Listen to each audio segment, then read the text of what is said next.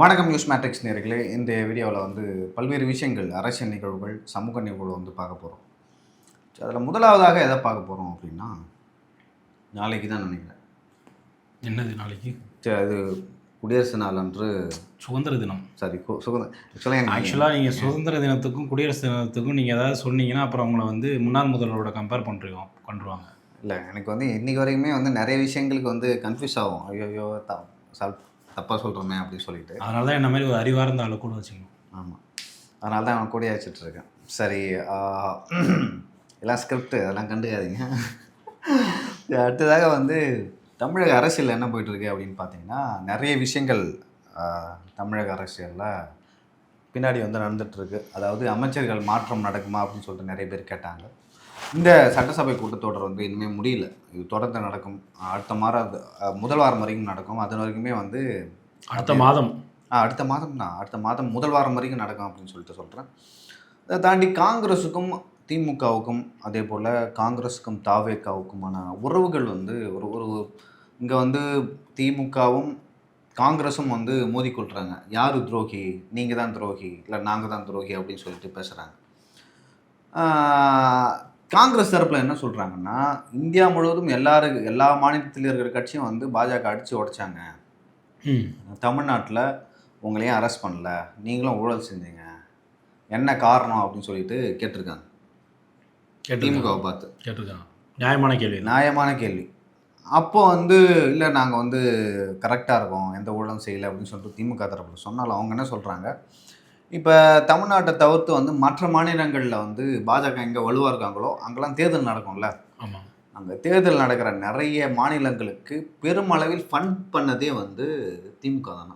இது நான் புது பொருளியாக இருக்குது. புது பொருள் இல்லை, இதுதான் வந்து டாக்கு. அப்போது பாஜகக்காரர்களே ஒப்புக்கொள்கிறார்கள். அப்போது இப்போ ஒரு ரூமர்ஸ் மாதிரி வந்துச்சுன்னு தான் நினைக்கிறேன். எலெக்ஷன் டைமில் மம்தா பானர்ஜி கட்சியிலேருந்து கூட ஒரு எதிர்ப்பு வந்தது ஸ்டாலினுக்கு எதிராக.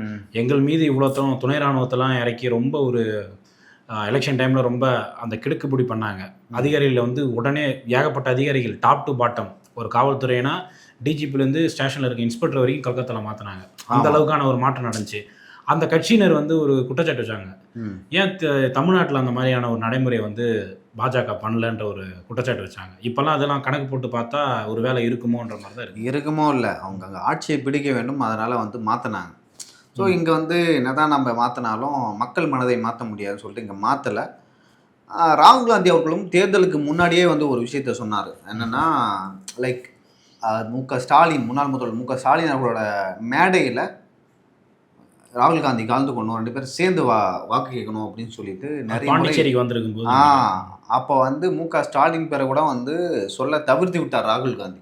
ஸோ அந்த அளவுக்கு வந்து அவருக்கு உச்சக்கட்ட கோபத்தில் இருந்தார் ராகுல் காந்தி திமுக மேலே. அதை வெளியே காட்டிக்கல. அதனால தான் வந்து எங்கேயுமே வந்து திமுக பேரையோ திமுக தலைவர்கள் பேரையோ வந்து சொல்லவே இல்லை.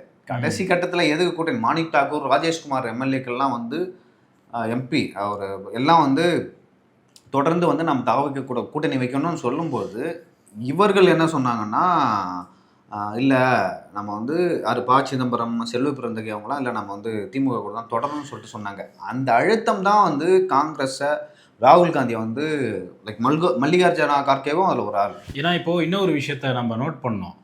பொங்கல் வரும்போது வந்து ஒரு பொங்கல் கொண்டாடுறதுக்கு ஈசிஆரில் வந்து ஒரு ரெசார்ட்டில் புக் பண்ணியிருந்தாங்கன்னு நினைக்கிறேன். அந்த பொங்கல் விழாவுக்கு வந்து தாவேகா சார்ந்த ஒரு முக்கிய, அதாவது காங்கிரஸ் சார்பாக ஏற்படுத்தப்பட்டிருந்த அந்த பொங்கல் விழாவுக்கு தாவேகா சார்பாக ஒரு சிலர் வந்து சிறப்பு விருந்தினராக அழைக்கப்பட்டதாக ஒரு செய்தி வந்தது. அந்த பொங்கல் விழாவே வந்து ரத்து செய்யப்பட்டது ஒரு கட்டத்தில். ஸோ அந்த அளவுக்கு வந்து இந்த மாதிரியான விஷயங்கள்லாம் நடந்திருக்கு. ஸோ இங்கே என்னென்னா, சரி லைக் தேர்தல் முடிவுக்கு அப்புறம் வெளில வந்துட்டாங்க. வெளியே வந்த பிறகு இந்தியா கூட்டணியில் வந்து திமுக தொடராதுன்னு சொல்லிட்டு திமுக எம்பிக்கள் வந்து நிறைய பேர் சொல்லிட்டு வராங்க. ஓகேங்களா, திமுக எம்பிக்கள் வந்து ஏற்கனவே இந்த டிமிட்டேஷன் இருக்குல்ல, அதில் வந்து பாஜகவுக்கு எதிராக நாடாளுமன்றத்தில் இரு வகையிலும் வாக்களித்தாங்க, தீர்மானம் கொண்டு வர்றாங்க, எலெக்ஷன் கேம்பெயினாக அறிவித்தாங்க. அதன் பிறகு வந்து திரும்ப நாங்கள் அந்த பில்லை வந்து கொண்டு வரோம் அப்படின்னு சொல்லிட்டு பாஜகவுக்கும் திமுகவுக்கும் வந்து ஒரு பேச்சுவார்த்தை நடக்கும்பொழுது அந்த விஷயம் வந்து லீக் செய்யப்பட்டிருக்கு. எப்படி லீக் செய்யப்பட்டிருக்குன்னா, நாங்கள் வந்து ஆதரிக்கவும் மாட்டோம், எதிர்க்கவும் மாட்டோம், நாங்கள் வெளிநடப்பு செய்கிறோம். அதாவது இங்கே பண்ணாங்கல்ல, நம்ம சட்டமன்றத்தில் வந்து திமுகவுக்கு தாவேக அரசுக்கு வந்து ஆதரவு அடிச்சாங்க, ஒரு சில நடுநிலை வச்சாங்க. திமுக வந்து வெளிநடப்பு செஞ்சாங்க. இந்த மாதிரி வெளிநடப்பு வந்து அங்கே டெல்லியிலும் வந்து பண்ணுறதுக்கான வாய்ப்புகள் அதிகமாக இருக்குது. இன்னுமே வந்து ஷோர் ஷாட்டாக வந்து திமுக இல்லைங்க அதெல்லாம் வந்து போய் நாங்கள் பாஜகவுக்கு எதிராக வந்து நாடாளுமன்றத்தில் வாக்களிப்போம்னு சொல்லவே இல்லை. உதயநிதி அவர்களே வந்து சட்டமன்றத்தில் என்ன சொல்கிறாங்கன்னா எங்கள் தலைவர் அது குறித்து முடிவெடுப்பார் அப்படின்னு தான் சொல்கிறாங்க. அப்படி இருக்கும்போது இந்த விஷயத்தை வேண்டுமென்றே எங்கள் மாமல்லபுரத்துக்கு வந்தார், மகாபலிபுரம். ஆக்சுவலாக அது மாமல்லபுரம் தான். மாமல்லபுரத்தில் அவர் நம்ம ராகுல் காந்தி காங்கிரஸோட தலைவர் வந்து பேசுகிறார். அதாவது இந்த தொகுதி வரையறை வருது இல்லை, இதில் வந்து தமிழக மற்றும் இந்தியாவின் மக்களின் வந்து நலனை கருத்தில் கொண்டு அதற்கு எதிராக வாக்களிக்க வேண்டும்னு சொல்கிறார். அதன் பிறகு வந்து தயாநிதி மாறன் அவர்களை வச்சு பேசுகிறாங்க திமுக. உங்கள் இஷ்டத்துக்கு எங்களுக்கெல்லாம் வந்து நீங்கள் அரசியல் கற்றுக்கக்கூடாது, உங்களுக்கு வந்து அரசியல்லாம் என்னன்னு தெரியாது, நீங்கள் வந்து பாதிலேயே வீட்டை விட்டு போன வந்து துரோகிகள் அப்படின்னு சொல்லிட்டு கட்சியிலாம் எட்டப்பன் அப்படின்லாம் பேச ஆரம்பிச்சிட்டாங்க கட்சியில். ஸோ இந்த விஷயத்தை வேண்டுமென்றே டெல்லியிலேருந்து வந்து மாமல்லபுரத்தில் ராகுல் காந்தி பேசுகிறாரு. அதன் பிறகு பரபரப்பாக பேசப்படுது, சட்டமன்றத்தில் பேசப்படுது. காவிரி மேகதாது அணை கட்டுறாங்க கர்நாடகான்னு சொல்லிட்டு ஒரு அனைத்து கட்சி கூட்டத்தை ஏற்பாடு பண்ணணும்னு சொல்லிட்டு எதிர்கட்சிக்கு சொல்லுது. அதோட தொடர்ச்சியாக இவர்கள் வந்து தொகுதி வரையறை லைக் மறுவரையறை இருக்குல்ல, மறுவரையறை அதற்கு வந்து நாங்கள் வந்து அனைத்து கட்சி கூட்டம்னு சொல்லிட்டு கூட்டி அதில் திமுக பங்கேற்கல, இன்னும் சில கட்சிகள் வந்து பங்கேற்கல. திமுக வந்து இங்கே மக்களவை எம்பிக்கள் வந்து இல்லை, மாநில எம்பிகளும் அது கணக்கு வரும். நான் வரலாம் சொல்லல. ஸோ அவர்கள் 2 பேர் தான். அதிமுகவும் திமுகவும் வரலாற்றிலே ஒரு விஷயத்த வந்து புறக்கணிச்சு போகிறாங்கன்னா எனக்கு தெரிஞ்சு இங்கேருந்து தான் வந்து ஸ்டார்ட் ஆகுது. எதிர்காலத்தில் வந்து இது கூட்டணியாக கூட மாறலாம், இல்லை கட்சி இணைப்பாக கூட மாறும். ஏன்னா எம்ஜிஆர் இருக்கும்போதே வந்து கலைஞர் கருணாநிதி வந்தவர்கள் வந்து அதிமுக திமுக இணைப்பு பேச்சுவார்த்தை நடந்துச்சு இல்லை, அந்த மாதிரி கூட இணைப்பு இல்லாமல் நடக்காது. நீங்கள் வேற இல்லை, அந்த நோக்கி போச்சு. இடையில தான் அந்த பிளானை ட்ராப் பண்ணிட்டாங்க. அது எம்ஜிஆர் மொத்தம் இணைப்பு வேறு இணைப்பேன். எம்ஜிஆர் சும்மா சொல்லுவார் அப்படின்னு ஏடிஎம்கேக்காரங்கிட்ட சொல்லுவாங்க. இப்போ வந்து அதிமுகவும் தாவேகாவும் விஜய் அனுப்பிச்சிடுவாரா? அவருக்கு வந்து தனியாக ஒரு பலம் இருக்குது. அப்படி இருக்கும்போது அவர் பலத்தை விட்டுட்டு விஜய் அதிமுகவோட தாய் கழகம் இது. இங்கே தாவேக்கல அதானே சொல்கிறீங்க, நாங்கள் வேற இல்லை அதிமுக வேற இல்லை, ரெண்டும் ஒன்று தான் அப்படின்னு சொல்கிறாங்க. அதாவது என்ன சொல்கிறாங்கன்னா திமுகவுக்கு எதிரான மனப்பான்மை, திமுகவுக்கு எதிரான அந்த அக்ரெசிவ் பாலிடிக்ஸு அந்த இடத்துல பார்க்கும்போது தான் அதிமுக தாவேகா வந்து ஆதவ அர்ஜுன் அவர்கள் பேசியதை பார்க்கல. அதிமுக வந்து என்னெல்லாம் செய்தோ அதெல்லாம் நாங்கள் செய்வோம், அதிமுக இடத்துல நாங்கள் இருக்கோம். லைக் 2 பேருக்கும் ஒரே கொள்கை, ஓகேவா? பெருசாக இப்போ இந்த பட்ஜெட்லேயும் வந்து பார்த்தீங்கன்னா தாலிக்கு தங்கம் கறவை மாடு எல்லாமே கொடுத்துருக்காங்க, ஓகேவா? அதுக்காக 2 கட்சி அடிச்சிட முடியுமா? ஸோ இவங்களுக்கு சொந்த பலம் இருக்குது. அந்த சொந்த பலத்தை வச்சு நாம் எப்படி வந்து அரசியல் பண்ணணும்னு தான் பார்ப்பாங்க. எடப்பாடி பழனிசாமி அப்புறம் அவருக்கு எடப்பாடி பழனிசாமி ஒரு மாவட்ட செயலாளர் தான் இருப்பார் கட்சி அணைச்சாலும், புரியுதா?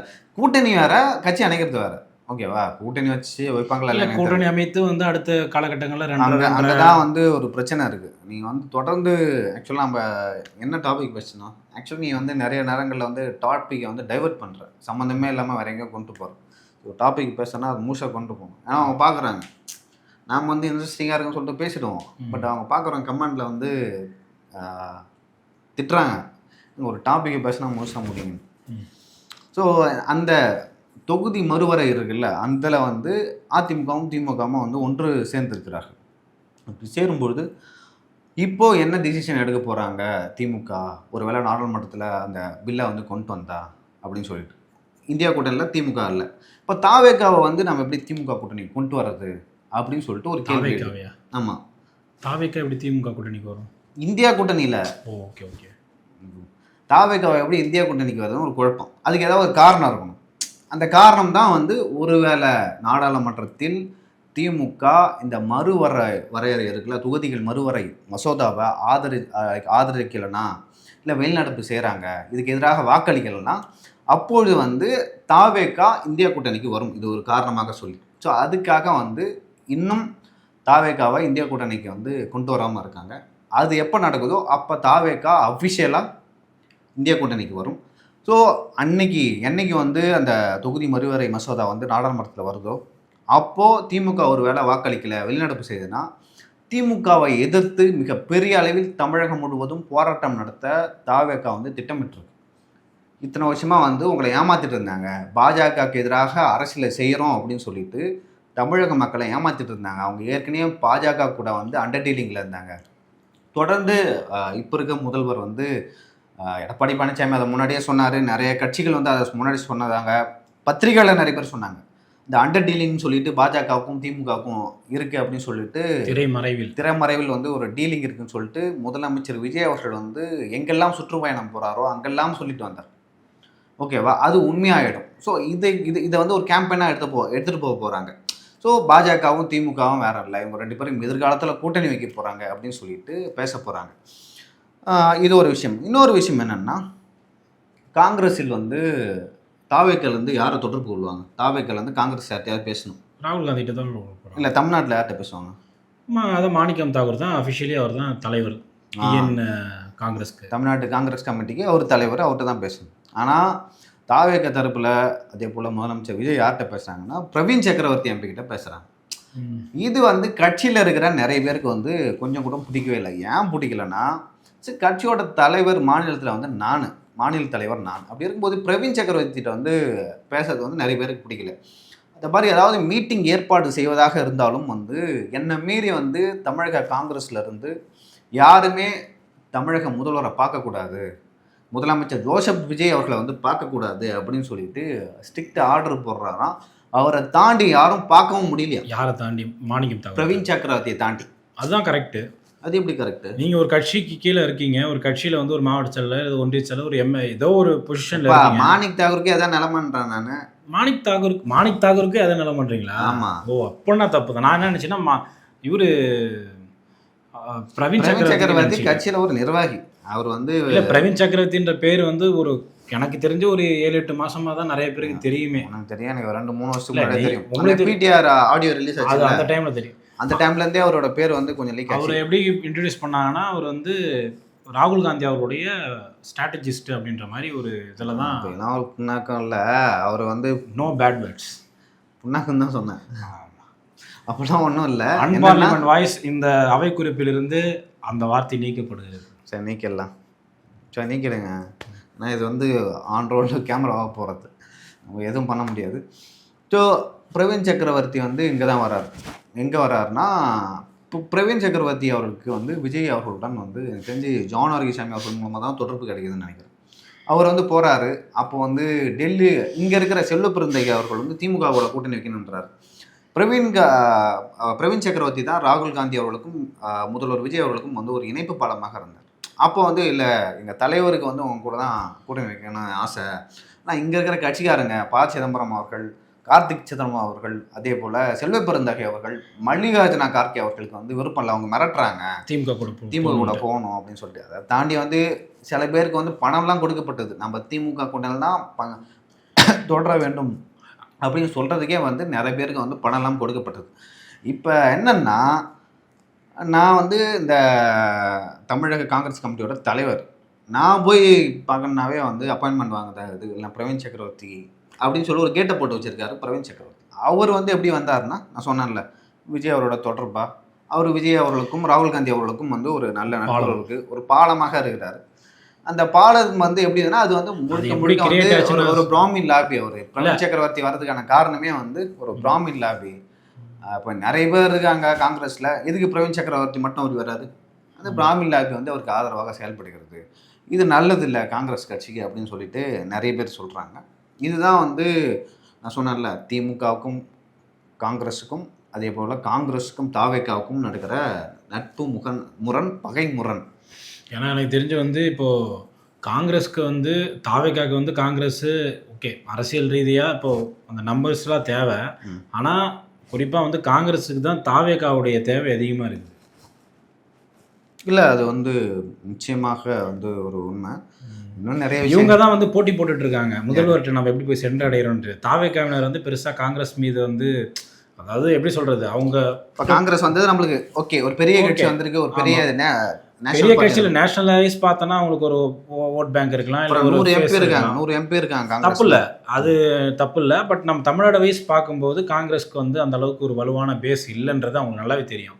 அவங்க ஃபோக்கஸ் ஃபுல்லாக வந்து இருக்கிறதுலாம் இதர கட்சிகள் தான். ஒரு வேலை விசிகாவாக இருக்கலாம், கம்யூனிஸ்ட்டுகளாக இருக்கலாம், இல்லை பாமகவாக இருக்கலாம், இல்லை ஃப்யூச்சரில் அதிமுக கூட இருக்கலாம். அது நமக்கு தெரியல. இப்போ 2029 தேர்தலை பொறுத்து தான் வந்து ஏன்னா இன்னொன்னா காங்கிரஸ் தான் அந்த ஆக்ஷனுக்கே காரணமே. இப்போ பிரபலமாக ஒரு ஆக்ஷன் போயிட்டு இருக்குதுல, இந்த ஆக்ஷனுக்கு அவங்க என்ன பண்ணாங்க?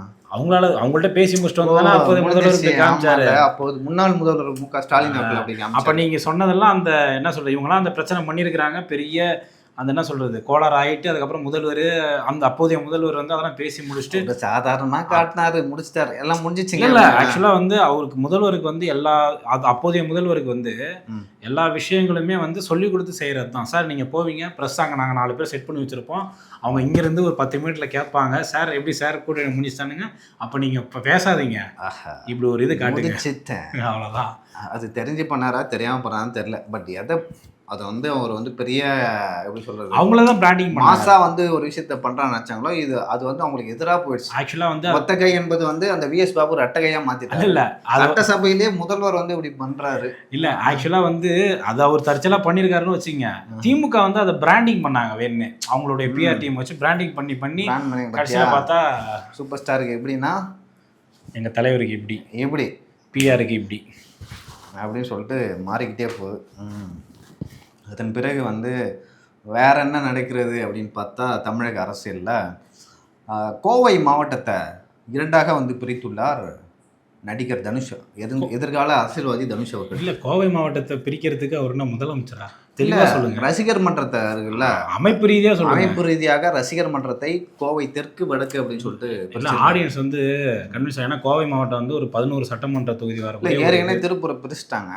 அப்படி பிரிக்கும் போது அதை ரசிகர் மன்றத்தை வந்து 2 மாவட்டங்களாக நடிகர் தனுஷ் அவர்கள் எதிர்கால அரசியல்வாதி வந்து பிடிச்சிருக்காரு. அப்படி பிரிக்கும் போது ஆஹா, இது வந்து ஒவ்வொரு மாவட்டத்திலும் நடப்பதற்கான வாய்ப்புகள் அதிகம் இருக்கு அப்படின்னு சொல்லிட்டோம். வியூவர்ஸ் யாருக்காவது வந்து ஒரு மாவட்ட செயலாளர் இல்லை ஏதாவது ஒரு ஒன்றிய செயலாளர்னா இப்போயே போய் புக் பண்ணுறேங்க. இப்போ போய் புக் பண்ணுங்க. நீங்களும் எம்எல்ஏ ஆகலாம், அதுக்கான வாய்ப்புகளும் இருக்கு. இப்போ போய் சீட்டை போட்டு வச்சிருங்க, துண்டை போட்டு வச்சிருங்க. ஆமாம், ஒன்றும் இல்லை, இன்னொரு விஷயம் இல்லை, தமிழ்நாட்டை காக்க வந்து தலைமகனேன்னு சொல்லிட்டு ஒரு ஃப்ளக்ஸு மட்டும் ஒன்று வச்சுருங்க. அதை எடுத்து ஒரு இன்ஸ்டாவில் போட்டிங்கன்னா உங்களை காக்க வந்து அசுரனே வா அசுரா வா அப்படின்னு சொல்லிட்டு ஸ்டேட்டஸ் வைங்க. இதெல்லாம் வந்து தலைமைக்கு ரீச் ஆகும். யார் அவன் பயங்கரமாக கூப்பிட்றான் அப்படின்னு சொல்லிட்டு உங்களுக்கு வந்து ஒரு பெரிய பொறுப்பு கொடுக்கறதுக்கான வாய்ப்பு இருக்குது.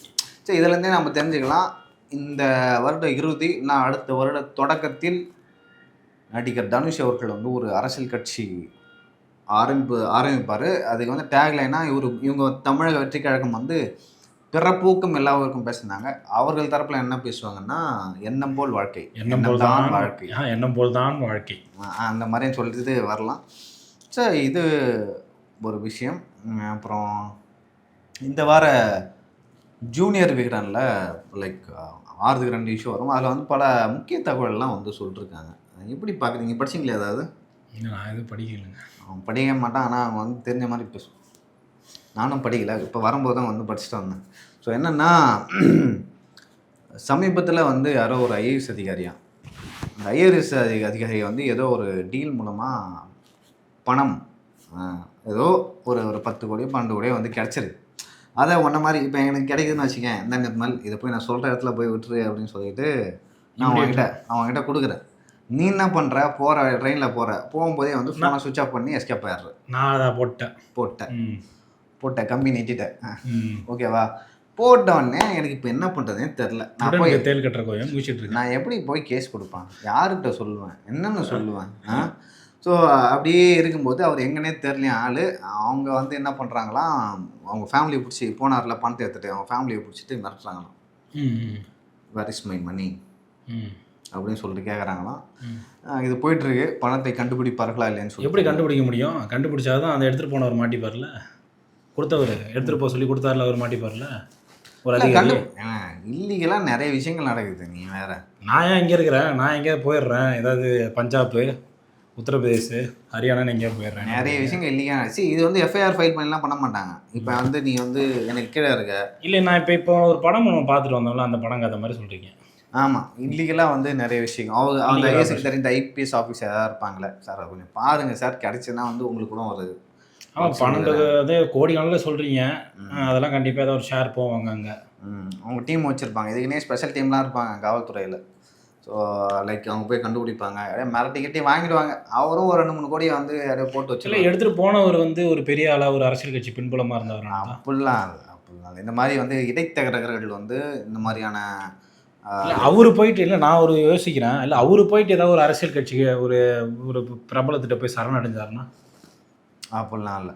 இல்லை வாய்ப்புகள் இருக்கும், எப்படி வேணால் யோசிக்கலாம். எனக்கு தெரிலப்பா, நம்ம வந்து சொல்ல முடியாது. அப்படி சரி, ஆக்சுவலாக அடிச்சுட்டு போகிற ஆளுக்கு தெரியும் நம்ம யார்ட்டையாவது போனால் அவன் நம்மளை காலி பண்ணுறான், நம்ம எதுக்கு அங்கே போனோம் அப்படின்னு சொல்லி. அதை அடிச்சுட்டு போனேன்னா நீங்கள் எடுத்ததெல்லாம் என்கிட்ட அண்ணனுக்கு இனமாக கொடுத்துட்டு ஓடணுமா? அந்த மாதிரி நிறைய விஷயங்கள் நடக்கும்.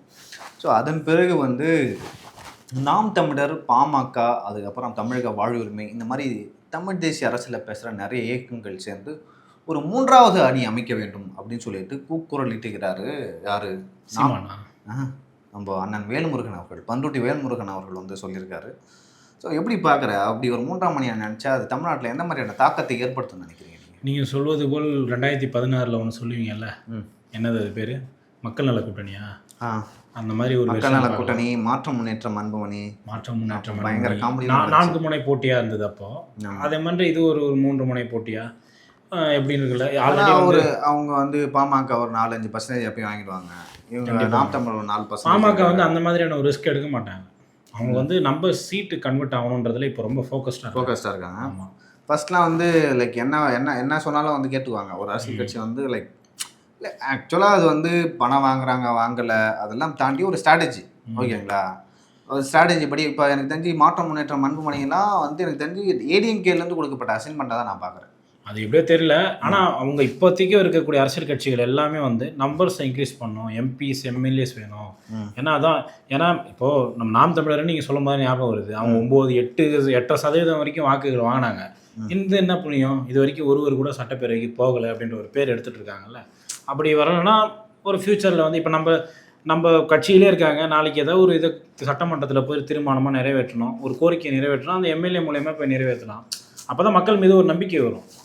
அப்புறம் நாம் தமிழ் யாராச்சும் பவர் கட்சிச்சுனா எம்எல்ஏ ஆகிட்டாங்கன்னா அவள் தான் அண்ணன் சீமானை மதிக்க மாட்டாங்க. அவர் தான் யாரும் சொல்லிட்டார்ல, நான் அதே இப்போ வருது இல்லை, என்னது இது இப்போ இடைத்தேர்தல், அதில் நான் போகிறேன் உள்ளே போய் அண்ணன் பார்த்துக்கிறேன்ட்டு. அண்ணன் தம்பி அண்ணன் போகிறேன்பா அப்படின்னு போனால் இல்லை ஜனநாயக நாட்டில் போகலாம் எல்லாருக்கும். அண்ணன் போனால் வந்து உலமாரி அவர் மேலே நிறைய ஆக்சுவலாக இருக்குது. சீமான் அவர்கள் போகணுன்னு நான் இந்த சட்டமன்றத்திலே நான் விரும்பினேன். அதில் அவராது ஒருத்தர் மக்கள் விரும்பலை.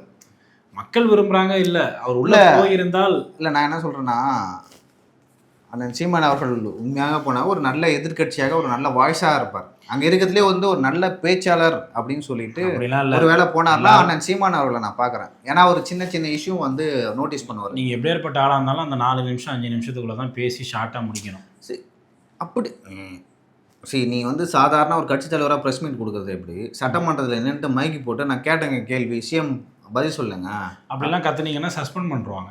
ஐயோ சரி விடு. இல்லை கரெக்டு ப்ரெஸ் மீட் இது செக்ரட்டரியேட் போயிருக்கியா? நீங்கள் தான் கூப்பிட்டு போனீங்க. போனால் அங்கே ப்ரெஸ் மீட் கொடுக்குறோம் ஒரு இடம் இருக்கும், அங்கே போயிட்டு ப்ரெஸ் மீட் கொடுக்குறாரு. அது ஒரு கவர். சரி, இப்போ ப்ரெஸ் மீட் கொடுக்குறதும் அப்போ ப்ரெஸ் மீட் கொடுக்குறது தமிழ்நாடு ஃபுல்லாக போகும். ஆக்சுவலாக வந்து சீமான் அவர்களுக்குன்னு ரசிகர்கள் இருக்காங்க, சரி தொண்டர்கள் இருக்காங்க, கட்சிக்காரங்க இருக்காங்க. பொதுவாக இருக்கக்கூடிய மற்ற கட்சியினரும் வந்து நாம் தமிழ் கட்சி அண்ணன் சீமான் அவர்களை விரும்புவாங்க, ஒரு பேச்சை விரும்புவாங்க. ஒரு சட்டமன்ற தலைவரானா, ஒரு சட்டமன்ற உறுப்பினரானா அவர் பேசுறது வந்து நிறைய பேர் கேட்பாங்க. சட்டமன்றத்துக்கு போனால் அவருடைய அந்த குரல் வந்து, ஏன்னா ஒரு கட்சியோட ரெப்ரசன்டேட்டிவாக அவர் இருக்காருன்னா அவர் பேசுறதை வந்து நிறைய பேர் கேட்பாங்க, உற்று நோக்குவாங்க. அவர் சின்ன சின்ன விஷயம் அட்ரஸ் பண்ணுவார். அவர் மேலே எனக்குமே வந்து நிறைய விமர்சனம் இருக்குது, சில விஷயங்கள் எனக்கு பிடிக்காது. இல்லை அண்ணனுடைய பேச்சு விரும்பி கேட்குறதுல நானும் ஒரு ஆள் தான். அப்படி இருக்கும்போது சரி பார்க்கலாம். நான் சரி அது வந்து அந்த கூட்டணி அமையுமா இல்லை இந்த சின்ன சின்ன கட்சிகள்லாம். இப்போது தாவேக்கா வந்து ஆட்சி அமைச்ச உடனே இந்த ஜாதி கட்சிகள், மதவாத கட்சிகள், இந்த லெட்டர் பேட் இயக்கங்களுக்கெல்லாம் வந்து என்ன பண்ணுறதுனே புரியல. கரெக்டா? கரெக்டு தான். கரெக்ட். இந்த 1% வேணுங்க, 1/2%, இந்த சின்ன சின்ன அந்த இயக்கம் இந்த இயக்கம், இந்த ஜாதி அந்த ஜாதின்னு சொல்லிட்டு நிறைய இயக்கங்கள் இருக்கும். ஏன்னா இந்த எலெக்ஷனில் வந்து ஜாதி மதம் பார்க்காம வந்து ஓட்டு போட்டாங்க மக்கள். ஓகேவா? அப்படி ஓட்டு போட்டோடனே அது அது அது அது அது சம்மந்தமாக ஏதாவது பிரச்சனை வரும். அப்படி பிரச்சனை வரும்பொழுது அது மக்கள் மத்தியில் போகும்போது தான் அந்த ஜாதிக்கோ இல்லை அந்த சமுதாய மக்களுக்கோ வந்து ஒரு ஒரு ஒரு எப்படி சொல்கிறது, ஒரு எழுச்சி வந்து அப்பா ஜாதி கட்சி பண்ண ஓட்டு போடுவாங்க. ஆனால் இப்போதைக்கு அது வாய்ப்பே இல்லை. ஸோ அப்போ அதனால் என்ன பண்ணுறாங்க, இவங்கெல்லாம் வந்து இது தமிழ் தேசிய ஒரு இயக்கம்னு வச்சுங்க, இயக்கங்கள்லாம் சேர்ந்து ஒன்றா வந்து நிற்க போகிறாங்க. ஸோ அப்போ வந்து அவங்க அட்ரஸ் பண்ணாங்க இஷ்யூ, எந்த மாதிரியான இஷ்யூவை அட்ரஸ் பண்ண போகிறாங்கன்றது. அவங்களுடைய ஐடியாலஜி என்னவா இருக்கலாம்னு நீங்கள் நினைக்கிறீங்க? தமிழ் தேசிய கூட்டமைப்பு, தமிழ் தேசிய கட்சிகள்லாம் சேர்ந்து ஒரு கூட்டம். அதனால் தமிழகத்திற்கு என்ன மாதிரியான ஒரு விஷயத்தை அவங்க பண்ண முடியும்னு நான் இல்லை. இப்போ தமிழ் தேசிய கூட்டமைப்புனா தமிழ்நாட்டை தமிழர் ஆள வேண்டும் அப்படின்ற முழக்கத்தை வைப்பாங்களா? சரி, நீ வந்து வின் பண்ண இப்போ 2016 மக்கள் நல கூட்டணி வந்து நாங்கள் வின் பண்ண போகிறோம்னு சொல்லிட்டு நின்னாங்களா எலெக்ஷனில்? இல்லை அன்புமணி ராமதாஸ் அப்படின்னு நின்னாங்களா? அவங்க நிற்கிறது வந்து யாருக்கோ சாதகமாகவும் இல்லை யாருக்கோ பாதகமாகும். ஓகேவா? யாரோடைய வாக்கையோ அவங்க தடுத்து நிறுத்துவாங்க, யாரோ ஜெயிக்கிறதுக்கு ஹெல்ப் பண்ணுவாங்க, யாராவது தோல்வியை சந்திக்க ஹெல்ப் பண்ணுவாங்க. இல்லை, அதை நீங்கள் வெளிப்படையாகவே அறிவிச்சிடலாமே யார் அவங்கள உருவாக்குவாங்கன்ட்டு. இல்லை, எனக்கு தெரியல. இப்போ நம்ம வந்து கொஞ்சம் முன்கூடியே ப்ரீ ஜட்ஜ் பண்ணக்கூடாது. இல்லை, ஆனால் அவங்களோட கூட்டமைப்பு என்னென்னா, அவங்களோட எல்லாரோட முழக்கமும் என்னென்னா, எனக்கு தெரிஞ்சு வேல்முருகன் அவர்களாக இருக்கட்டும், சீமான் அவர்களாக இருக்கட்டும், தமிழ்நாட்டை தமிழர் ஆள வேண்டும் அப்படின்ற ஒரு ஸ்லோகனை தான் அவங்க எடுத்துகிட்டு போவாங்க ஃபுல்லாக ப்ராப்ளம். இப்போ அவர் நம்ம முதல்வர் யார், ஜோசப் விஜய் அவர்கள், அவர் வந்து ஒரு பச்சை தமிழர், தென்பகுதியை சார்ந்த. அதாவது எனக்கு அதில் ஒரு உடன்பாடு இல்லை. ஏன்னா நம்ம அனைவரும் வந்து இந்தியர்கள். அதுதான் நான் எப்பயுமே அப்படி கூட பார்க்குறது இல்லை. மனிதர்கள். எனக்கு வந்து சாதி மதம் பெருசாக அந்த மாதிரி எனக்கு ஒரு ஐடியாலஜியே கிடையாது. நான் வந்து ஒரு உயிரை உயிராக பார்ப்பேன், அவ்வளோதான். அவ்வளோதான் என்னுடைய கண்ணு. இப்போ ஜோசப் விஜய் இருக்காரு அப்படின்னா அவர் ஒரு முதலமைச்சர், அவ்வளோ அந்த பார்வையில் தான் நான் பார்க்குறேன். அவர் என்ன மதம், என்ன சாதி, அவர் என்ன மொழி பேசல அப்படின்ற ஒரு கண்ணோட்டம் எனக்கு தெரியாது. சரி, நீ என்ன ஃபஸ்ட்டு என்கிட்ட சொல்லு. பச்சை தமிழர், ஒரு தமிழ்நாட்டை தமிழ் தான் ஆளுன்னு சொல்லிட்டு சொல்கிறாங்க, ஸ்லோகன் வைக்கிறாங்க அவங்க. இப்போ ஏற்கனவே தமிழ்நாட்டை யார் ஆள்றா? ஒரு தமிழர் தான் ஆள்றாரு. ஆனால் அந்த முழக்கத்தை ஏற்படுத்தி அரசியல் ரீதியாக வந்து வேஸ்ட்டுன்னு சொல்கிறேன் நான். நீ அதுக்குள்ளே வந்து நான் வந்து உயரம் மதிப்பேன், எனக்கு நாடு இல்லை, மதம் இல்லை. எனக்கு தெரியாது. அவங்களோட அந்த மேடை பேச்சுகள் அப்படி தானே இருக்கும். நீங்களே பார்த்துருப்பீங்க. நான் ஒன்றும் அப்படி சொல்ல இல்லை. வேல்முருகன் பர்சனலாக உங்கள் ஸ்டாண்டை வந்து சொல்கிறேன். அப்படி இல்லை, என்னுடைய ஸ்டாண்ட் இல்லை. சமீபத்தில் வந்து வேல்முருகன் அவர்கள் கூட மேடை பேச்சில் கூட அப்படி தான் பேசல. அவர் ஜோசப் விஜய் அவர்கள் வந்து எங்கேயுமே அப்படி பேசுனதே இல்லை. என்னை பொறுத்த வரைக்கும் அவர் எந்த கண்ணோட்டத்திலையும் நான் பார்த்தது இல்லை. பட் ஆனால் சினிமா பாடல்கள்லாம் வந்து இந்த ஆலப்புறம் தமிழ் அந்த மாதிரியான பாடல்கள்லாம் பார்த்தீங்கன்னா முன்னாடியே அதுக்கு ப்ரிப்பேர் பண்ணதில்லை. தமிழ்நாட்டில் பிறந்து தமிழை இவ்வளோ நாள் வளர்ந்து தமிழை மட்டுமே பேசுனாங்கன்னா அவன் தமிழர்கள் தான். இதில் எந்த ஒரு சந்தேகமும் கிடையாது. இப்போ நான் என்ன சொன்னேன்னா, இப்போ அண்ணம்மா இப்போ ஒரு சீமான் அவர்கள் சொல்லுவார்ல, எங்கு பிறப்பனும் அயலன் அயலனே, எங்கு பிறப்பனும் தமிழன் தமிழனே அப்படின்ற உடன்பாட்டை கூட நான் பெருசாக அதெல்லாம் கண்டுக்கிறது இல்லை. நானும் அதை ஏன்னா நம்ம கூட இருக்கிறாங்க. இந்த தேசிய அரசியலில் வந்து நீங்கள் அடிப்படைவாதம், தூய்மைவாதம் வந்து பார்க்கவே முடியாது.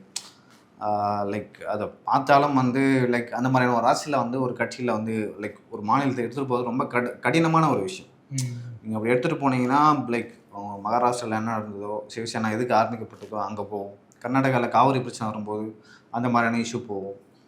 மியான்மர், பர்மா, இலங்கையில் அந்த மாதிரிலாம் நடக்கும். ஸோ அந்த அப்படி போக தேவை நாம். பட் இந்த மண்ணுக்குன்னு ஒரு பண்பாடு இருக்குது, இந்த மண்ணுக்குன்னு ஒரு மொழி இருக்குது, இந்த மண்ணுக்குன்னு மக்களுக்குன்னு ஒரு அரசியல் உரிமை இருக்குது. அதை வந்து விட்டு கொடுக்கக்கூடாது. ஸோ அந்த அரசியல் தலைவர்கள் என்ன சொல்கிறாங்கன்னா, அந்த பற்று இருக்கும்போது நாங்கள் விட மாட்டோம், அந்த மொழி பற்று இருக்கும்போது, அந்த இனப்பற்று இருக்கும்போது எங்கள் உரிமையை நாங்கள் விட்டு தர மாட்டோம். அது இல்லைன்னா விட்டு தந்துடுவீங்கல்ல. இப்போ காவிரியிலே வந்து தடுப்பணை கட்டுறாங்க. தமிழ்நாட்டில் வந்து கர்நாடகாரங்க அதிகமாக இருக்காங்கன்னு வச்சுங்க, கட்டிட்டுமே அப்படின்னு போயிடுவாங்க. பட் தமிழர்களாக இருந்தால் எது கட்டுறீங்க, எங்களுக்கு தண்ணி வரணும்னு சொல்லி கேள்வி கேட்பாங்கல்ல. ஸோ இந்த விஷயத்தில் வந்து லைக் நம்ம உரிமையை நம்ம விட்டு தரக்கூடாது. இதில் அடிப்படையாக எல்லாருக்குமே மனசுக்குள்ளே இருக்க வேண்டிய ஒரு விஷயம் என்னென்னா, அனைவரும் உயிர்கள், எல்லாரும் பயணிச்சுட்டு போகணும், எல்லாருக்கும் எல்லாமும் கிடைக்க வேண்டும், இனி இல்லாமல் இல்லாத நிலை வேண்டும் என்ற அந்த கோரிக்கை கேட்டு எல்லா மனிதர்களும் உலகத்தில் இருந்தாங்கன்னா சண்டை இல்லை, போர் இல்லை, பிரிவானைவாதம் இல்லை, போட்டி இல்லை, பொறாமல் இல்லை. அதான் என்னோட வந்து ஆக்சுவலாக வீடியோ ஆன் பண்ணால் தான் வந்து இப்படி பேசுவான். மற்ற டைம் ஆஃப் கேமராவில் வந்து இப்படிலாம் பேச மாட்டான். சரி, நீங்கள் அரசியல் எடுத்துக்கொண்டால் வந்து இப்படி தான் அரசியல் பண்ணணும், இப்படி தான் பண்ணுவாங்க. அப்படி பண்ணலாம் நீங்கள் அரசியல் பண்ணுறதுக்கே லாய்க்கு இல்லை. ஓகேங்களா? நீங்கள் அப்படியெல்லாம் இப்படி பேசுகிற பேச்சுக்கெல்லாம் வந்து ஆசிரமம் ஆரம்பித்து அங்கே உட்காந்து பேச வேண்டிய ஆள் நீ. ஓகேவா? அரசியலில் வந்து இப்படி தான் பேசணும். ஒரு புத்த துறவி மாதிரியும் ஒரு சமண துறவி மாதிரியும் நான் வந்து நான் அரசியல்வாதி இல்லை, நான் வந்து ஒரு நிகழ்ச்சி நெறியாளர். நீங்கள் வந்து அதில் பங்கேற்பாளர். உங்களோட ஐடியாலஜி சொல்லலாம். நான் அப்படி எனக்கு அரசியல் பண்ணணும்னு அவசியம் இல்லைல்ல. என்னோட அரசியல் இல்லை, ஒரு அரசியல் கட்சி இப்படி தான் பண்ணணும், ஒரு அரசியல் தலைவர் வந்து அப்படி தான் நடந்துக்கணுன்றேன் நான். அது அவங்களுடைய விருப்பம். அப்போ தான் அரசியலில் வந்து நீங்கள் வந்து சர்வைவ் ஆக முடியும், இல்லைன்னா அவங்களால ஆக முடியாது. சரி, நம்மளுக்கு வந்து நேரம் வந்து மிக குறைந்த நேரம் தான் இருக்குது. நாளைக்கு வந்து ஒரு வீடியோவில் பார்க்கலாம். ரொம்ப நன்றி.